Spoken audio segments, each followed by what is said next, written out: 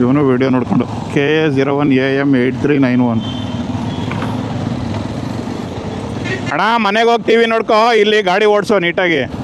ಹಾಂ ಆಯಿತಾ.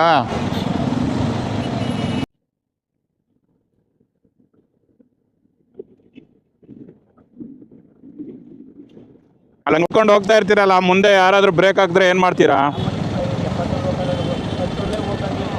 ಹೌದಾ, ಮತ್ತು ಹಿಂದ್ಗಡೆ ಪ್ಯಾಸೆಂಜರ್ಗೆಲ್ಲ ಏನು ಸೇಫ್ಟಿ ನೀವು ಈ ಥರ ಓಡಿಸ್ಕೊಂಡು ಹೋದರೆ?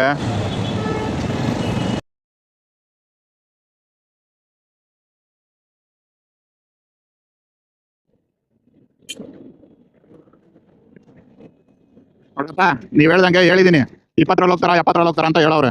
ಮತ್ತು ಇದಕ್ಕೆ ವೀಡಿಯೋಗೆ ಲೈಕ್ಸ್ಗೆ ಕಮೆಂಟ್ಸ್ಗೆ ಹಾಕ್ತೀರಾ, ದುಡ್ಡು ಬರುತ್ತೆ ಅಂತೆಲ್ಲ ಹೇಳ್ತೀರಾ. ಅಂಥ ದುಡ್ಡು ಬೇಡ ಗುರು, ದಯವಿಟ್ಟು ಮೊಬೈಲ್ ಯೂಸ್ ಮಾಡಬೇಡಿ ಅಷ್ಟೇ. ನಮ್ದು ರಿಕ್ವೆಸ್ಟ್ ಇಷ್ಟೇ, ಬಿಟ್ಬಿಟ್ರೆ ಬೇರೆ ಏನೂ ಇಲ್ಲ. ಅದರಿಂದ ಬರೋ ದುಡ್ಡು ಏನಾರು ಇದ್ದರೆ ನಿಮಗೆ ಕೊಟ್ಬಿಡ್ತೀನಿ ನಾನು, ಆಯಿತಾ? ಅಂಥ ದುಡ್ಡು ಬೇಡ.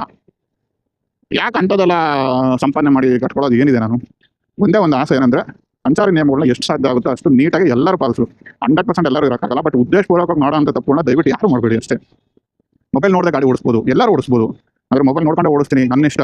10 ಕಿಲೋಮೀಟರ್ ಹೋಗುತ್ತೆ, 20 ಕಿಲೋಮೀಟರ್ ಹೋಗುತ್ತೆ, ಯಾರು ತೊಂದರೆ ಆಗಲ್ಲ. ನಾನು ಮ್ಯಾಪ್ ನೋಡ್ತೀನಿ, ಮ್ಯಾಪ್ ನೋಡಿ ಗೊತ್ತಿರೋರು ಯಾರಿದ್ದಾರೆ? ಬೆಂಗಳೂರು ಎಷ್ಟು ದೊಡ್ಡದಾಗಿ ಬಿಟ್ಟಿದೆ, ಎಲ್ಲರಿಗೂ ರೂಟ್ ಗೊತ್ತಿರಬೇಕಲ್ಲ, ಅದಕ್ಕೆ ನೋಡ್ತಾರೆ. ಆದರೆ ಮ್ಯಾಪ್ ನೋಡೋ ಮ್ಯಾಪ್ದಲ್ಲಿ ನೀವು ವೀಡಿಯೋ ನೋಡ್ಕೊಂಡು ಸೋಷಿಯಲ್ ಮೀಡಿಯಾದಲ್ಲಿ ಸ್ಕ್ರೋಲ್ ಮಾಡ್ಕೊಳ್ತಾ ಓಡಿಸೋದಾದ್ರೆ, ಇಲ್ಲಿ ರಸ್ತೆ ಮೇಲೆ ನೀವು ಕರೆಕ್ಟಾಗಿ ಗಾಡಿ ಯಾರು ಓಡಿಸ್ತಾರೆ? ಹಾಂ, ಇಂಡಿಕೇಟರ್ ಹಾಕ್ದಂಗೆ ಟಡಕ್ ಅಂತ ಹೇಳ್ಬಿಡ್ತೀವಿ, ನನ್ನನ್ನು ಸೇರಿಸ್ಕೊಂಡು.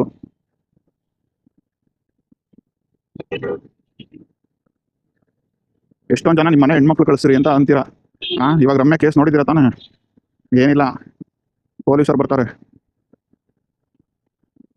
ಅದೊಂದು ವೀಡಿಯೋ ಮಾಡಿ ಇಟ್ಕೊಂಡಿದ್ದೆ, ನನ್ನ ಮೊಬೈಲ್ ಕಳೆದೋಗ್ಬಿಡ್ತು. ಅವನೊಬ್ಬ ಬಾಯಿ ಕೆಟ್ಟದಾಗ ಕಮೆಂಟ್ ಆಗ್ತಿದ್ದ. ಅವ್ನು ಲವರ್ ಬಂದ್ಬಿಟ್ಟು ಅಂತ ಕಟ್ಟಡ ನಾನು ಮಾಡ್ಬಿಡ್ತೀನಿ, ದಯವಿಟ್ಟು ಏನು ಅನ್ಬೇಡಿ, ಪೋಸ್ಟ್ ಡಿಲೀಟ್ ಮಾಡಿ ಅಂತೆಲ್ಲ ಕೇಳಿದ್ರು. ನಾನು ಅವೆಲ್ಲ ಮಾಡೋದೇ ಇಲ್ಲ ಅಂತ, ನನ್ನ ಮಕ್ಳು ಮದುವೆ ಆಗ್ಬಾರ್ದು. ನಾನು ಹೇಳಿದೆ, ಅವ್ನು ಬಿಟ್ಟು ಬೇರೆ ಯಾರು ಮದುವೆ ಆಗೋ ಅಂತ ಲೋಕರ್ನಾಗ ಮದುವೆ ಆಗ್ತೀನಿ ಅಂತ. ಆ ಹುಡುಗಿ ನನಗೆ ಯಾರು ಸಿಗೋದಿಲ್ಲ ಅನ್ನೋ ರೇಂಜ್ಗೆ, ಇಲ್ಲ ನಾನು ಆ ಕಟ್ಟಡ ನನ್ನ ಮಗನ ಮದುವೆ ಆಗ್ತೀನಿ ಅಂತ ಹೇಳಿದೆ. ಯಾಕೆ ಕಾರಣಕ್ಕೂ ಅವನಿಗೆ ಹೆಣ್ಣು ಸಿಗಬಾರ್ದು ಗುರು, ನಾನಂತ ಹೇಳ್ತೀನಿ.